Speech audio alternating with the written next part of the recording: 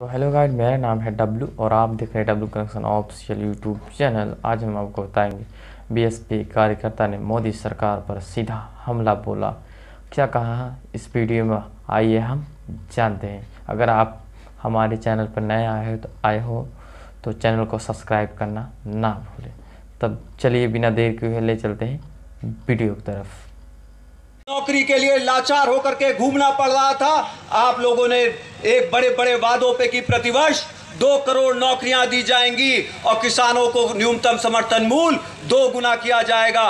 उसके ऊपर आप लोगों ने वोट देने का काम किया था और भारतीय जनता पार्टी को ला करके आपने समाजवादी पार्टी को यहां से हटाने का काम किया था। लेकिन दोस्तों, आज दोनों मुद्दों पे भारतीय जनता पार्टी पूरी तरह से फेल है। ये समाजवादी पार्टी से भी गई गुजरी होते चले जा रहे हैं और इन दोनों मुद्दों का मैं आपको उदाहरण देना चाहता हूं। आप कानून व्यवस्था पे आ जाइए। हाल में ही आप लोगों ने देखा कि किस तरह से लूट, डकैती, बलात्कार चरम सीमा पे पहुंचा हुआ है। दोस्तों, यहीं आप लोगों ने बगल में ही आपके गोंडा जिला है, अभी हफ्ता 2 हफ्ता नहीं हुआ होगा साथियों, कुछ 3 लड़कियों के ऊपर, दलित महिलाओं के ऊपर तेजाब फेंकने का काम किया गया और उनके चेहरे को बिगाड़ने का काम किया गया और भारतीय जनता पार्टी के राज में वो गुंडे अभी तक घूम रहे हैं। दोस्तों, आप लोग ये भी जानते हैं कि किस तरह से हाथरस में एक महिला के साथ बलात्कार किया गया और बलात्कार करने के बाद उसको इस कदर पीटा गया कि उसकी रीढ़ की हड्डी टूट गई। वो वारदात स्थल से उठ करके चलने लायक नहीं रही दोस्तों, और 14 दिनों तक उसकी एफआईआर तक नहीं लिखी जा रही थी। आप अपने दिल से पूछिए माताएं बहनें कि यदि, और अब मेरे नौजवान साथियों और मेरे बुजुर्ग दोस्तों, मैं आप लोगों से ये पूछना चाहता हूं, यदि वो आपकी बिटिया होती और उसके साथ इस तरह का सलूक करके उसकी रीढ़ की हड्डी तोड़ करके और आपको 14 दिन तक इंतजार करना पड़ता कि कोई मीडिया वाला आए और इस खबर को उछालने का काम करे, आपकी बिटिया का नाम पूरे के पूरे टीवी चैनल पे चलने के बाद उसकी एफआईआर लिखी जाए, तो ये कितने शर्म की बात हमारे लोकतंत्र के लिए हो सकती है। ये आप लोग अपने अंदर से पूछने का काम करिए। और 14 दिन बाद जब उसकी एफआईआर लिखी जाती है और उसको दिल्ली के अस्पताल भेजा जाता है, तो उस बिटिया का दम दिल्ली के अस्पताल में टूट जाता है। और आप क्या देखते हैं कि तमाम लोग, जो दूसरे पक्ष के लोग थे, वो उसके लिए धरना प्रदर्शन देने का काम करते हैं। उनकी गिरफ्तारी मुस्लिमों की ना हो तो उसके लिए उनके गांव में जाकर के तोड़ फोड़ करने के लिए वो लोग वहां पे उपस्थित रहते हैं और पूरी तरह से कानून व्यवस्था को तहस नहस करने का काम करते हैं। ये कानून व्यवस्था उत्तर प्रदेश में योगी सरकार की है दोस्तों, ये आप लोगों को जानने की जरूरत है। अजय सिंह बिष्ट, जिन्होंने ये वादा किया था कि हमारी सरकार आएगी तो जितने भी गुंडे हैं उनको ठोक दिया जाएगा। दोस्तों, ठोका कौन जाता है ये आपको जानने की जरूरत है।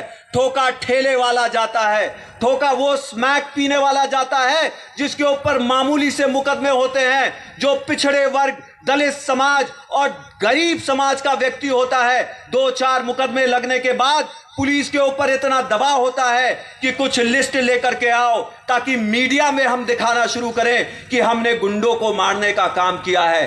तो आजमगढ़ से किसी राजभर के लड़के को, जो पूरी तरह से कमजोर और 1-2 छोटे मोटे मुकदमे में फंसा जाता है, तो अशोक राजभर को उठा करके गोली मार दी जाती है और दिखाया जाता है कि बहुत ही बड़ा गुंडा है और उसको जो है उसके नाम पे जो है इनाम निकाल करके पुलिस विभाग अपना लेता है।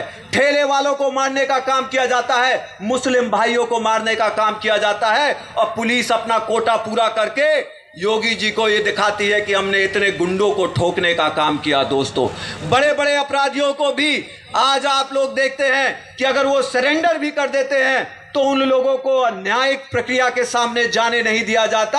और चाहे वो विकास दुबे भी क्यों ना हो, जिसने महाकाल के मंदिर में जाकर के अपना आत्मसमर्पण किया दोस्तों, तो उसको भी, उसके जैसे जघन्य अपराधी को भी कानून व्यवस्था के सामने जाकर के किसी जज को उसको फांसी की सजा सुनानी चाहिए थी और वो फांसी के तख्ते पर लटकता तो हमें मंजूर था दोस्तों। लेकिन क्योंकि वो एक वर्ग विशेष के थे, क्योंकि वो चाहते थे कि इनको एक सबक सिखाया जाए, आत्मसमर्पण करने के बाद भी मेरे साथियों उन लोगों ने पूरी तरह से कानून व्यवस्था के सामने आने नहीं दिया। उन लोगों ने किसी जज के सामने उनको उतरने नहीं दिया और उनकी कार किसी तरीके से पलट जाती है, उनको गोली मार दी जाती है। दोस्तों, आप लोगों को सोचने की जरूरत है। कल को आपका लड़का हो सकता है, कल को आपका कोई साथी हो सकता है, इस पे आपको विचार करने की जरूरत है। मैं यहां पे और भी उदाहरण दे सकता हूं। कानून व्यवस्था को अगर आप लेंगे, विवेक तिवारी जो लखनऊ में अपनी कार में अपने एप्पल की दुकान को, जो एप्पल मोबाइल फोन आता है, उसकी दुकान को रात को 11 बजे बंद करके घर अपने किसी कर्मचारी को छोड़ने के लिए जा रहे थे। विवेक तिवारी को दोस्तों मैं बताना चाहता हूं कि किसी पुलिस वाले ने हाथ दिया और हाथ देने के बाद जब उन्होंने गाड़ी नहीं रोकी तो उनको गोली मारने का काम किया जाता है। विक्रम जोशी जो नोएडा में रहते हैं, उनकी 16 साल की बच्ची के साथ लोग छेड़खानी करते हैं, वो एसओ को बोलने का काम करते हैं, एसओ कोई कदम नहीं उठाता दोस्तों, और वो एक दिन किसी दिन जन्मदिन के लिए अपनी बच्ची को लेकर के जा रहे होते हैं और उधर उसकी बच्ची के साथ फिर से छेड़खानी होती है, और जब वो रोकने का काम करते हैं तो पीछे से कनपट्टी पे लगा करके उनको गोली मारने का काम किया जाता है।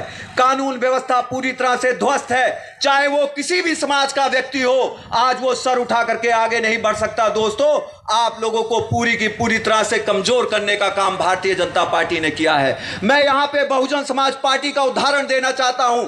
आप लोगों को याद होगा कि एक सांसद हुआ करते थे और उनके ऊपर कुछ मुकदमे लगे थे, और जब पुलिस की उनकी गिरफ्तारी की बारी आई तो प्रदेश की मुख्यमंत्री बहन कुमारी मायावती जी ने उनको अपने घर पे बुला करके पुलिस के हवाले देने का काम किया था, अपने मौजूदा सांसद को।